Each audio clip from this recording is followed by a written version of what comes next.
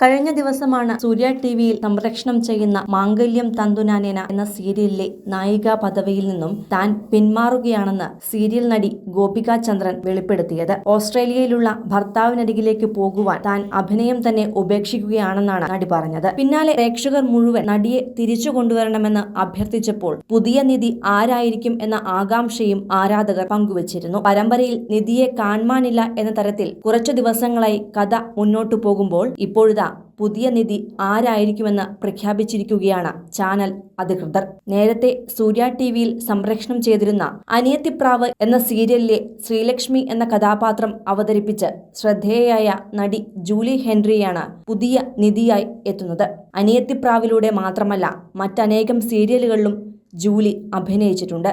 ഏഷ്യാനെറ്റിലെ സ്നേഹക്കൂട്ട് സീരിയലിലെ ഋത്വികയായും നിന്നിഷ്ടം എന്നിഷ്ടം സീരിയലിലെ നായികയായ അഞ്ജലിയായുമെല്ലാം ജൂലി എത്തിയിട്ടുണ്ട്.